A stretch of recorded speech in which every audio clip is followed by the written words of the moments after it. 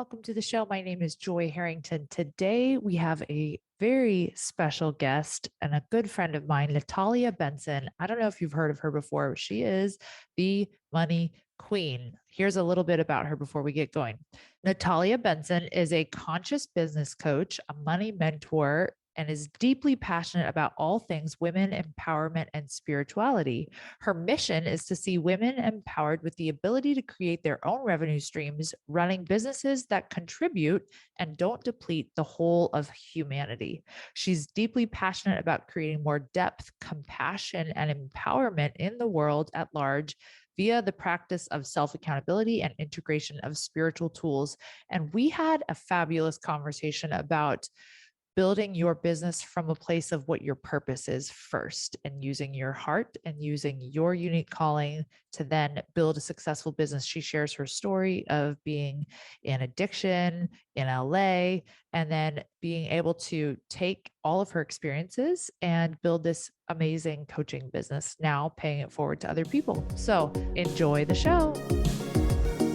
All right. Yay, Natalia. Welcome to the show. What's up, babe? I'm so honored to be here. I was so excited to meet you at the mastermind. I actually had no idea who you were, but after I met you, I was like, who is this chick? I need to know. And you got voted like the MVP of the whole weekend, which I'm not even surprised because you're like the most giving person I know. God, I was shocked, honestly. I voted for Peter.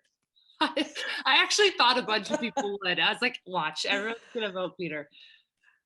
That was so beautiful. I know. And you're like extremely striking and you hold your power, which really inspires me. So at first, like full transparency, I was like, oh my God. I was like, she's so beautiful and powerful.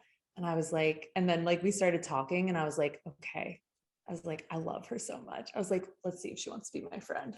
You're so funny because I was about to say before you said full transparency, most people tell me that I trigger the fuck out of them. Like when Really? and I'm always like, what are you talking about? Right? You just, because you hold your power, like it's intimidating if you don't hold, it's intimidating if you don't know yourself. Does that make sense? It's like, I think that people can get triggered by a powerful, beautiful human, like whatever their gender. And you really hold that energy. And so I found it inspiring because it just reminded me how I like would love to be. So yeah, that's what I would say about that. Thank you. All right. So tell us who you are, what you do, all the things. Totally. So, I mean, first things first, like I'm from Arizona. I lived in Los Angeles for about 12 and a half years, which is where I built everything. And I ironically live in a desert again. I'm in Palm Springs.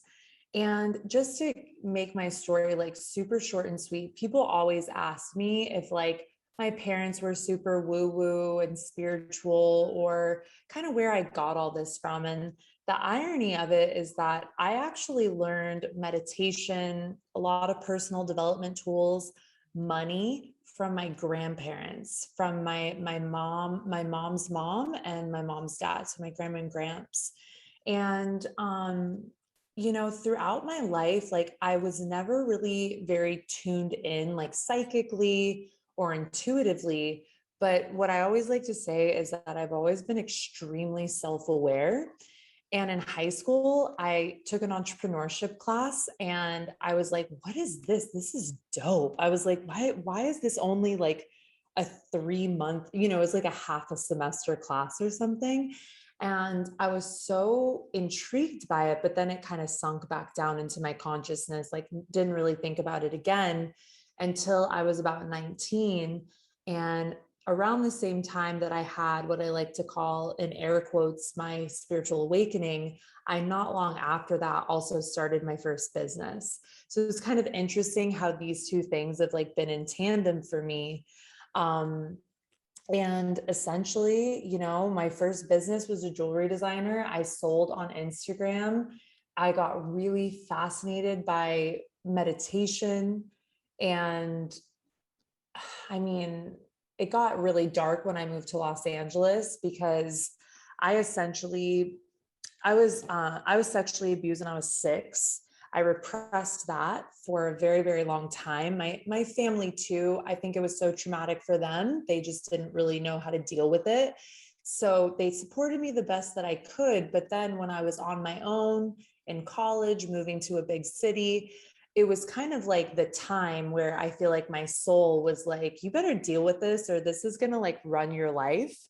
And so moving to Los Angeles, I got super into drugs. So, and it's not so much was like a character flaw. It was just more so that I was so, I was essentially experienced trauma. So a lot of times, like when the nervous system is disrupted so early in our lives, like we don't realize how like the drug use or the alcohol use is just an escape from that pain. So the irony of me having that experience in my early 20s and just going so deep into the rabbit hole with drugs and alcohol is that, one day I decided like cold turkey, because I just realized I was going nowhere very, very fast. And I had a very like mystical experience that just really kind of scared me straight. And I just decided like I'm done. And right after that, I got very into spirituality. So traded another addiction for traded one for another. But fortunately, when I got into spiritual practice through yoga and meditation and eating better, these were all healthy addictions that could help me restore my self-worth and also begin a very long road of healing. And so my 20s were essentially building businesses, making all sorts of mistakes at every level of my life, and really exploring myself spiritually. And that's like, just to put it in a nutshell, like now, I'm about 34 years old, and I look back even just on the last couple of years when I really started to take my business very seriously and really focus on it. The magic of it is just witnessing how my 20s were just the catalyst and the sort of the runway for me to become who I am now, and really fusing, like we were just talking about before we started, but really fusing the metaphysical and the tactical, and finding ways to, just really express my soul through business. And I love what I do now. And it's so incredible kind of looking back and seeing all the twists and turns, but then realizing that everything is like symphonic, like it's all occurring in your highest. And yeah, it's been an amazing journey. I love that you just said expressing your soul through your business, because I don't ever Mhm. hear anyone talk about that and how like that's what it's supposed to feel like. And that's what makes you so Yes. unique. And I love that. We were talking about that before. I'm so happy you're here because we talked about at the mastermind when you were doing cards with us ladies and Mhm. talking about it connecting to your intuition. I said, Yeah. you've got to come on the podcast because I've had people reach out to me because I'm from Christianity, right? I have a Christian background, Mhm. and Mhm. they see me Mhm. doing cards, they see me burning sage, and they're like, how does this work with the Bible? And not that I expect you to be a Totally. Bible expert, but I want to talk Mhm. with you about these kinds of questions that are kind of like unspoken questions that people secretly want to know, because Absolutely. there is so much fear around Mhm. those types of things in the Christian world, which is Yes. interesting because once you start tapping into this kind of stuff, you're like, oh my gosh, like I don't even know why this is scary, because this is talking to like your intuition, right? Like Exactly. It's it's you. more so helping you figure out yourself and like what you feel called to and guided to, which God is in us, right? So like Exactly. I would love to hear your take on that if Yeah, you have one.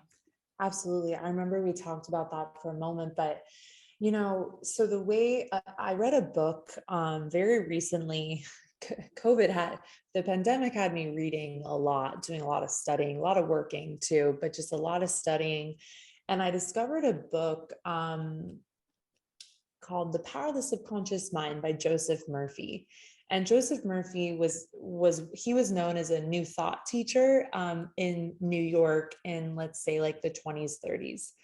And this book, because I've been into astrology and tarot for a really long time. I didn't really mention this in my story, but in my early 20s, around the time of my addiction, like one of the deepest things that really helped me understand myself was working with tarot and astrology.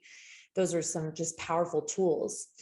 It wasn't until I read this book, The Power of the Subconscious Mind, that it really put into context these tools in a way that really sat best with me, which is that we have this oceanic subconscious mind, which could be said, if you want to look at it, let's say from maybe a little bit more of a scientific perspective or a psychology perspective, that the soul rests in the subconscious. And yes, I love what you said, Joy, because we are expressions of God. Like we are, like I believe and feel very strongly that creation experiences itself as we experience existence. And so understanding the subconscious mind is so powerful because when you're reading cards, especially, those are tools to get to know your inner mind. And there was a saying on the Temple of Delphi, know thyself. Like when you know yourself, you're integrated, you're fulfilled, there's power, like there's power within you. And it's just, I like when I look at astrology as well, it is not about something having this jurisdiction over you or even replacing a creator. If anything, it is an exploration of the way that we are a part of the natural world. And imagine the moon pulls the ocean is bigger than any landmass. Like there's more water on this planet than anything else. And our moon pulls the ocean tides. Why on earth our bodies being, I think, what are we, 63 or 64% water? Like, why would we be exempt from the pulls of this universe? And the planets are no different. So I think that when we start to really break it down, and instead of looking at it as, I think, ways that have been popularized by like movies and horror films and like whatever, that these tools or these forces, yes, you're working with the natural forces of the universe, but they all rest within you, and they're tools for you to empower, clarify, and have compassion towards yourself as a human being, and also understand yourself as a creative being. So yeah, that would be my best way of describing that. That's in that context. Yes. And now I think the common fear for most people is like, well, you're opening yourself up to the spiritual world and there's darkness in the spiritual world. Yes, there's light and dark. So where maybe is the line? That, because like you and I both know, there's clearly some darkness in the spiritual world and there is a line there. And so how do people know? I think maybe if they knew, they'd feel less afraid. Absolutely. You must remember you're sovereign. You must remember what you focus on expands. Right. So if you want to give your focus to darkness, negativity, that expands. If you want to give your focus on that which is beautiful, empowering, expanding, that expands.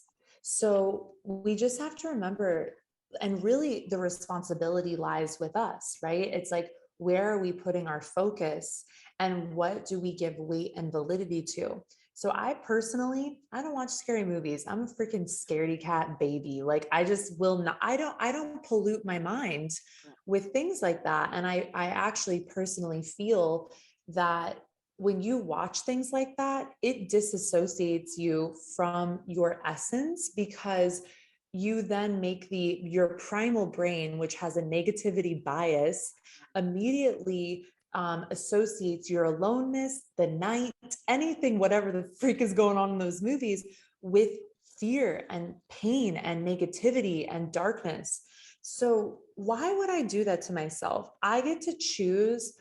If I want to choose what expands in my existence, then I must focus on that which empowers and enriches me so that I can empower and enrich others.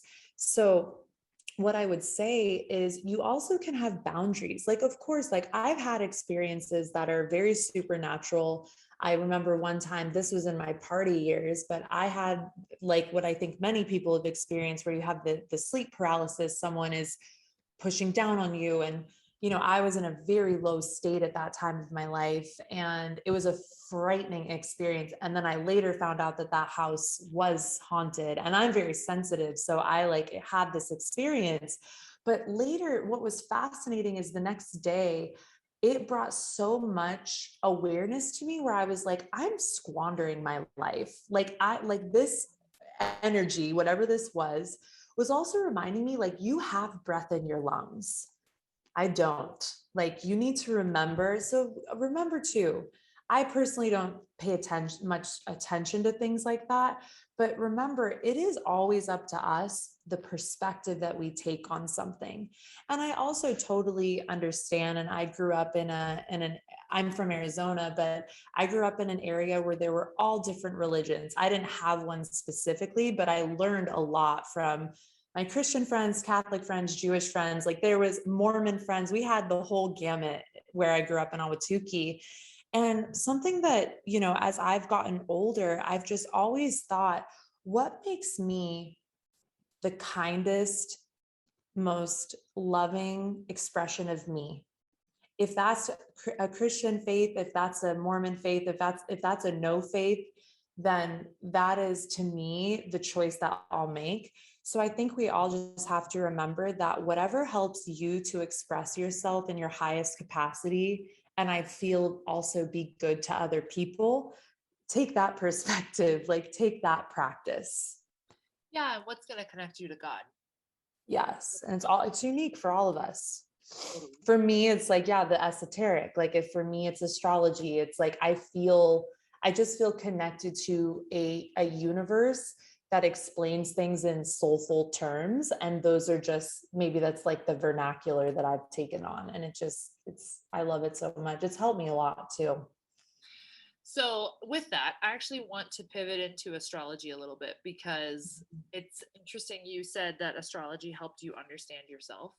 And I was never raised, obviously, like learning about astrology, but I met a girl last month in a breathwork session who like charts people, and she like charted me over the weekend and was like telling me all about myself. And I swear, ever since then, I've been like, oh, well, that's because I'm a Gemini. Like, I totally understand now. And I'm not like so hard on myself. And Yes. things that maybe I didn't necessarily know about myself, I'm like now understanding that's like a gifting. Yes. Right? What So day are you again? What's your birthday? I'm May 30th. Okay. Do you remember your ascendant? What does that mean? That is the sign that's ascending on the eastern horizon. So, or your moon sign or anything like that. Something. I'll look at it. I'll look at it for you. Don't worry. I'm pretty sure she said it was Sag. A Sag rising Yeah. or Sag moon. Yeah, I thought she said Sag rising. She Okay. was like, that would also explain like your appearance. Like, Sages have a booty, like you have a booty. And I was like, what? I was like, this can't even explain your looks. Like, I was like, It does. Your ascendant is literally how you physically look. okay, It's so super fascinating. tell us all the things. Yeah, I love astrology. So exactly what you said. It's really like, I love to say that astrology is a tool for compassion. It's a tool for empowerment. But again, it's a tool. So it's like a hammer. Do you use a hammer to hang up the picture, make your room beautiful, or do you use the hammer to freaking hit yourself in the head and knock yourself out? It's a tool. Astrology is a tool. So first and foremost, getting to know your sun, your moon, and your ascendant, some like to call those the big three. And your sun is your basic personality. Everybody knows their sun sign. Like, if somebody says, what's your sign? Somebody's going to be like, oh, I'm an Aries, I'm a Gemini, I'm a Capricorn. It's always going to be because people know their birthday and they know their sun sign. But then what we haven't learned is that at the moment that you were born, the exact day, the exact moment, the exact place, you have a chart, you have a natal chart. So natal, obviously, like natal, it's your birth. And the chart is what an astrologer reads for you and interprets for you based on, let's say, like the language of, like, I particularly am versed in Western astrology. So your sun sign is your basic personality, your moon sign is your emotional, your intimate personality, your unconscious personality, your ascendant is more your social personality, the way you express yourself, your physical looks. Your ascendant, like, somebody may see that you have, like, I'm a Capricorn ascendant, let's say you're Sagittarius ascendant. I want to look though. And that would make sense about the booty thing, but let me like look into it. I want to make sure. But the fascinating thing is, so often it's where we have to give ourselves grace, because we all have multifaceted personalities. Like, exactly what you said, it helped me be like, oh wait, well, yeah, that's actually like a Gemini behavior. And that's me expressing my basic essence. It could give you that compassion towards yourself, right? For me personally, so I'm an Aries with like what's known as a stellium, which is multiple planets. And then my ascendant is in Capricorn. Those are very different signs. And I used to be hard on myself, because when you get to know me, I'm actually very gregarious and silly and childlike. But if you just meet me, sometimes I can be very shy, a little bit reserved. It depends. And that's that Capricorn ascendant. I used to be so hard on myself about that. Like, I'm like, what do you have, like multiple personalities? Like, what's your issue? But then when I got to know my chart, I was like, oh yeah. So like that Capricorn, it can be like, I like to be taken seriously. That's the Capricorn. And I look very Capricornian, like the cheekbones. I have very broad shoulders. I like to wear shoulder pads. Like, it's just like, it's fascinating when you get to know your ascendant, because it can actually explain so much about how you are. And if your moon sign is in an opposing sign or in a totally different sign, what's amazing is it's like, you may be, and this is kind of like, you might be like, well, duh, Natalia, of course, but it's like, yeah, the way you can behave in private or with an intimate partner is going to be so different than the way you project yourself outwardly. And astrology, you can deduce that down also based on your chart and explore the various facets of your personality and your potential. Oh yeah. So do you know anything about the human design? Sure. Very little, but I love human design, and I'm very into, I'm a Manny Gen. That's like all I know. And Nick is a projector. That's all I know. What are you? I'm a Manny Gen too. Of course. Yeah. So no, they seem very similar to me. Like because I've done both, and I'm like, oh my gosh, this seems like very similar. And I just wondered how they worked together. But they work very well together. And human design can be said to be like a new take on astrology, basically, but it fuses like the I Ching, astrology, all these things that I don't even remember, because I've never studied human design specifically. I've just listened to like countless podcasts on it, but it's fascinating. And actually, as I've evolved my work, I actually always make sure that either my clients or my students get a human design blueprint, because it helps them metabolize the energy of their natal chart and put it into practice. It's really cool. Which was my next question for you. How do we take this and what we learn about ourselves and apply this to our business? Oh my God, my favorite thing, my Capricorn rising loves everything business. So here's the thing. What's really fascinating is there's 12 houses in a chart. And basically what amazes me is that each of the 12 houses represents a unique slice of life, but it covers every single slice of human existence, from the most mundane to the deeply spiritual. It's just like every single thing is covered. And so essentially, if you want to take a look at your business, you can take a look most notably at the 10th house and the 12th house. If you have planetary energies there, that gives you like maybe a deeper read, like that your soul really wants to focus there. If you don't have a planet there, it doesn't mean anything. It really just means that you can look at the sign that traverses the house. Sorry, I don't mean to get too like, it can be challenging to talk about this and people are just like, their eyes start glazing over. I'm like, stay with me. I'm going to explain in a second. But basically you can look at these particular houses, see the sign energy that traverses them, and get information based on like, how do I approach my career? How do I approach making money? How do I approach my day-to-day work and productivity? What's another one? You can look at specific planets and also see where they rest. So like your Mars is a good one, your Venus. So your Venus is more the feminine receptive, not to do with gender, but just more your feminine polarity. And then your Mars is more your masculine polarity. So you're active versus your receptive. And we must activate both. So that's something that I used to teach a lot when I first started to really get into this integration was you can't ignore, like just focus on your manifestations and totally ignore your action. It's really powerful to have both and to understand how to activate both. And you can see those in your chart. Yes. And I think finding out, again, like we talked about before, what your specific signs are and what your strengths then are as those signs. Like, for example, she was like, oh my gosh, you're a Gemini, which means you're really good with words. Like you really like a lot of words. And so that's like one of your giftings. You're really good with words. And I was like, oh my gosh. Yeah, because that's actually something my clients come to me for, is helping them with copy. But I didn't know like that had anything to do with me. I just thought that was something that I had like picked up along the way. And I was like, oh my gosh. I was like, so things like that, where I was like, clearly this needs to stay part of my business and be like part of what I offer because it's a natural gifting of mine.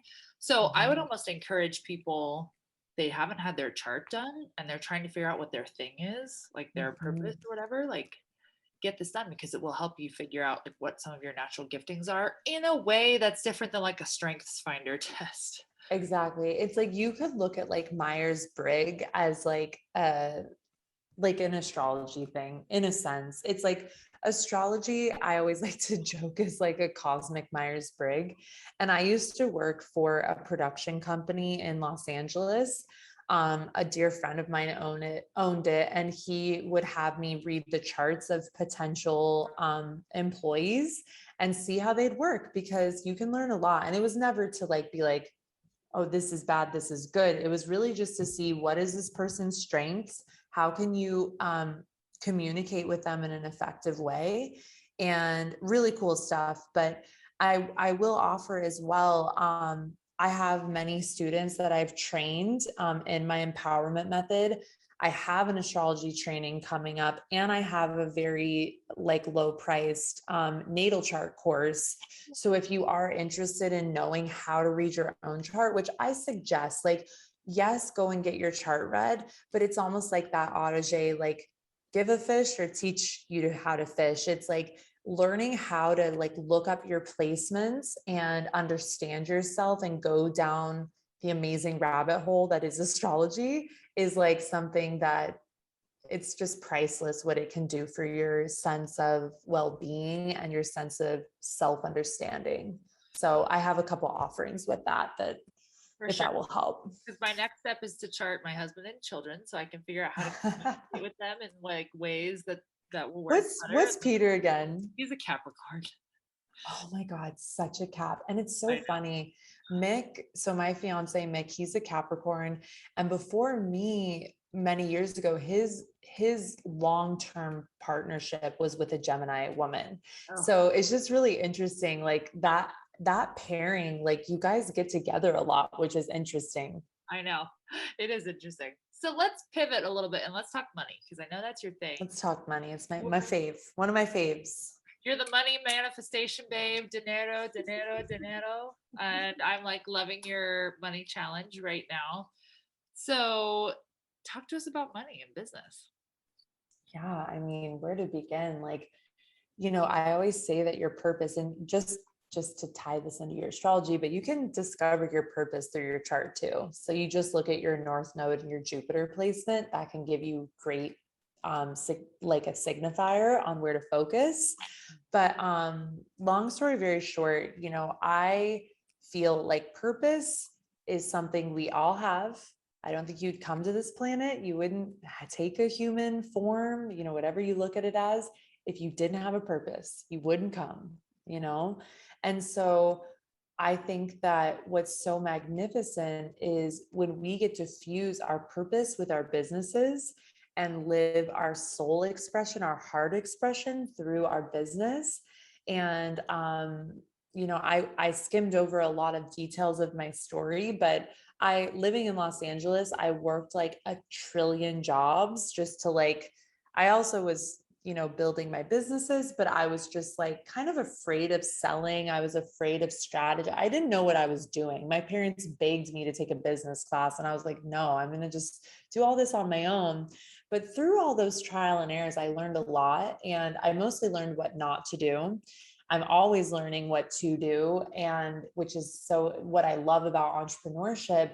But what I love about business and the way that I focus on business is that I like to teach about conscious business, conscious entrepreneurship, which is essentially like an exchange. So by me being in my purpose and living my soul and my purpose through my business, through my work, every time you make a purchase with me and invest in my work, invest in my business, you are instantaneously making an investment in you, in your purpose. And I happen to teach business, so you might always also be making an investment in your business. So it's just a beautiful exchange when we are living in alignment with why we came to this planet. We don't feel as fragmented, and our business gets to be this expression of our authenticity, our authentic self. And I just geek out on that. And I'm super into teaching about money, because with money, it's like when you're making money from a fulfilled place, I mean, I don't know a better feeling. Like I used to make money doing whatever, working at a bar, doing social media for people. But then it was like when as I've generated through my business, it's like, wow, this is exquisite to be making money in a way that serves my soul, serves my heart, and makes other people's lives better. It's amazing. Best way to make money, in my opinion. What's the biggest obstacle most people have when it comes to money in their business? I just think so. It's so funny. And I witness like blocks and limiting beliefs, as they're called, because I know my own stuff. And so I know when I'm doing it. And so I can spot it. But I think so often when people feel like they don't have a guarantee, they don't have a guaranteed outcome, or usually both, this is a stack, but they're also afraid of what other people will think of them, whether it's family, close friends, the potential of a social media troll or whatever it might be. It's fascinating because we will so often like limit our potential and our output, and what we truly must do to like create success in our lives based on, you know, fear that we won't make it or fear of what other people will think of us. And those are two things that you've really got to hush, to create, you know, life on your terms, I believe. Now, a lot of coaches struggle when they're first starting with being able to guarantee someone an outcome. And I'm to the point now in my coaching that I just know like they're going to have some sort of an outcome. Like I might not be able to say exactly what it is, but I know they will have an outcome. Exactly. But when you're first starting, you're like, I mean, I think they will, but like I'm like, it's coaching. Is that a thing in the coaching world? Do people say you have to guarantee someone an outcome? No, but I'm going back to your point of when people have money blocks, because I know Yep. for a fact that coaches have a hard time getting clients. Mm-hmm. They have a hard time pitching themselves because in the back of their Yes. head, they're going, I Can't. can't guarantee they're going to get an outcome. Totally. What's your take on Interesting. that with people? I mean, for me, my biggest thing, so like, as you know, you're doing my money challenge. We just did it live. And one of the things was I don't even love to use the word manifest, but I do, like, just because I think people love that word and it resonates. But I was like, let's manifest $1,000. Let's do it.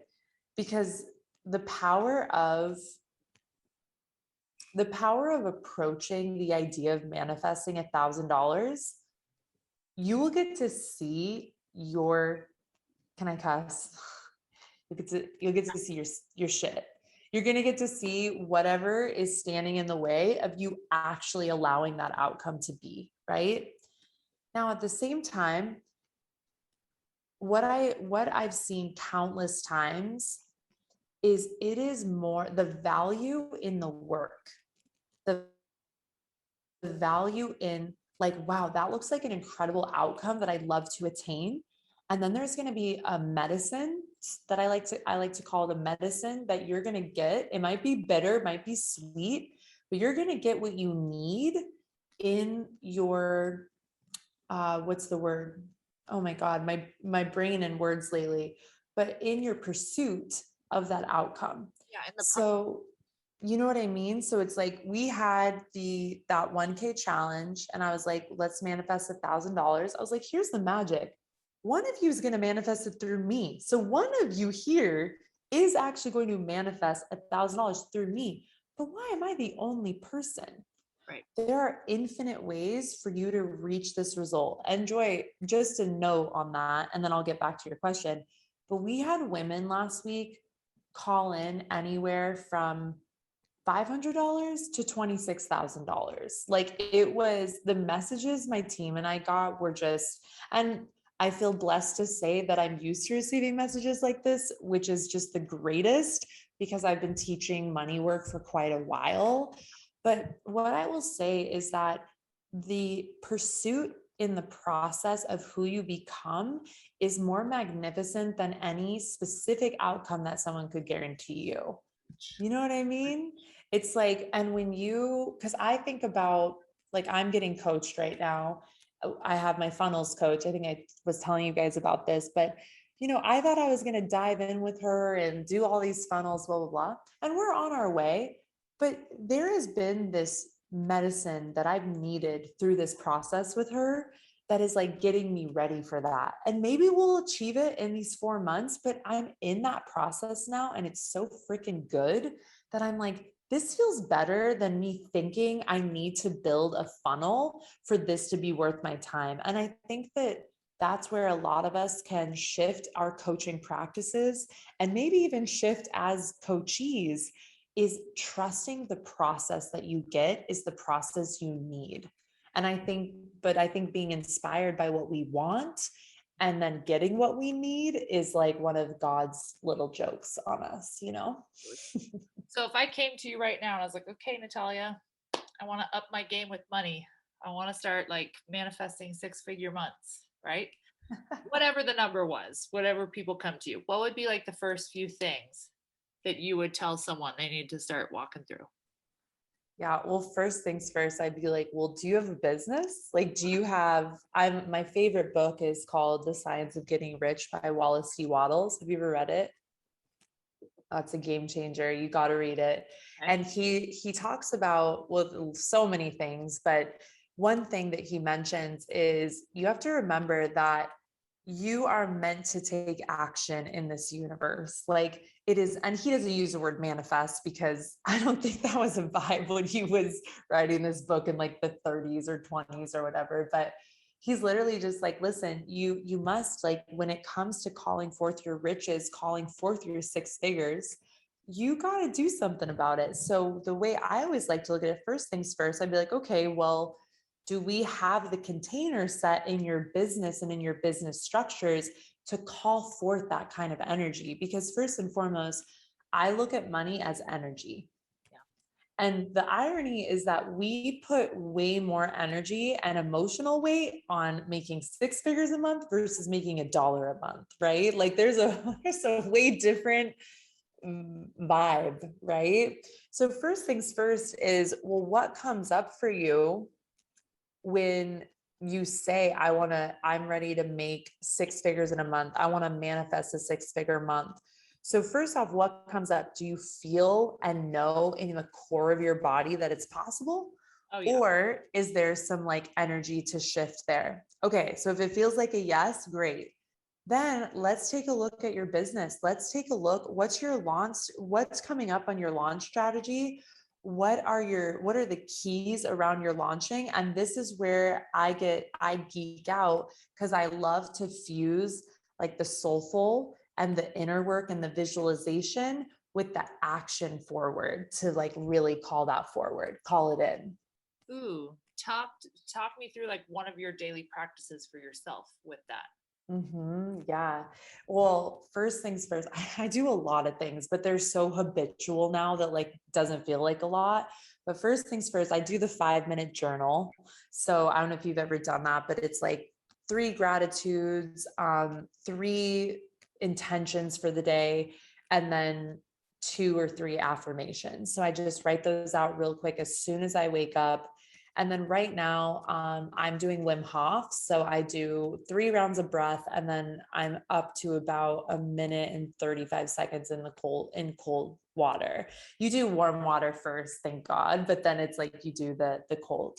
So basically, when I'm doing my practices, and my mornings are very, very important to me, I visualize. I'm always visualizing. And the truth is, I know my manifestations are already they're in pursuit. I'm just doing the work now to call them forward. But what I'll do, I have a vision board on my phone. I look at that and just bask in those images, get excited about them. And then I put one foot in front of the other and I show up. And someone from our mastermind, Alexandra, she gave me a book called Eat That Frog by Brian Tracy. Have you read it? No, but I know all about it. Oh my God. It's kind of hilarious. Like his narration on Audible makes me laugh, but it's just like, it's so great because it just reminds me, like, if it is to be, it's up to me. And the most successful people that I really admire, they know how to take action, and they know how to do what's hard, and they know how to overcome their resistances.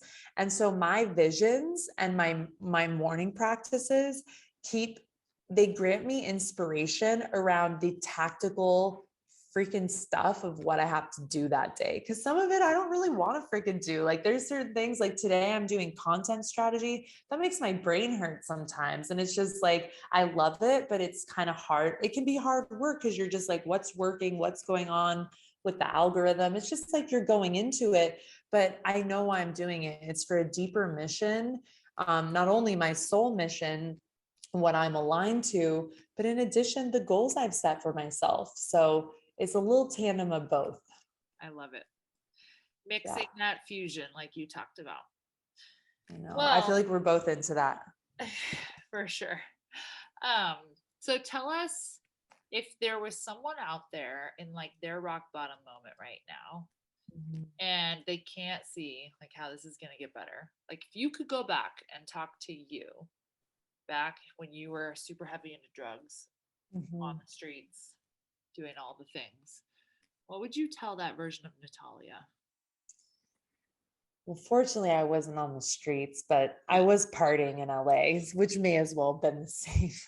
I threw that in there for effect, but yes. I love you. I was like, fortunately, it didn't get that bad, but it could have been. I mean, you never know, like where you could go if you don't get a hold of yourself. So basically, what I wish I could have said to that person, or if she even could have had a glimpse.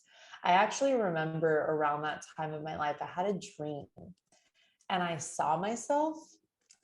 It gives me chills. And I was so beautiful, not just physically beautiful. I was looking into my own eyes in the dream, and I had this look of peace and this look of beauty and serenity. It gives me chills. I have full goosebumps because I knew I didn't know it at the time, but looking back at it now, I knew that was some part of me being like, this isn't you and you're going to create you, but you got to stop doing what you're doing now. And so I wish that I could have consciously known that that was what was coming, because I think I would have saved myself so much agony. I would have saved myself so much drama. I would have saved myself so much pain if I had just known that I was going to be okay. And really also had the right people around me to encourage me to be more authentic to my heart and know that I was safe in being who I truly was, which is a very sensitive, sensitive yet powerful person. So your message for her would be just keep going. Like you're going to get there, and just keep going. Definitely freaking get out of this mess and keep going. Like it's going to get so good. It's going to get better than you can even imagine. yes, I love that. It's so great. Thank you for being on today and sharing your time Thanks so and your wisdom much. with us. This is awesome. Yeah. Tell everyone where they can find you, how they can work with you. I know you have an upcoming challenge. So tell us all about it. Yeah, please. Well, I'm super active on the gram. So just at Natalia_Benson. My website is nataliabenson.com. And if you want to come and possibly win $1,000 and manifest your own money with me in a 5-day challenge, that will be starting. I actually don't know the date just yet, but it'll be in the link. But essentially, very end of August, we are going to be doing a live 5-day challenge with an incredible community. And each day I do a specific money training. So we start with manifestation, then we move into working with your subconscious, healing at the subconscious level, all the way into my money management system. And we have a lot of fun. We do a lot of dancing. I used to be a DJ, and I love music. So we have a great time. I want money to be fun for people. I think it can have such a heavy energy. And it's like, let's create our wealth in a fun and accountable way and just enjoy the process. So that's another thing I didn't really have. So I like to be that for others. Yay. All right. Yes. Well, we'll include your website and everything in the show notes so people can participate in the challenge. I had no idea you were a DJ, but I'm like, give me your playlist. I need your playlist. I'll send it to you. Thank you for coming on today. And everyone, as always, if you love this episode, don't forget to take a screenshot, share it. You can tag Natalia and I. Tell us what your takeaway was. And if you're joining the challenge, we'd love to see you in there. Yes. Thanks for listening. Have a beautiful day.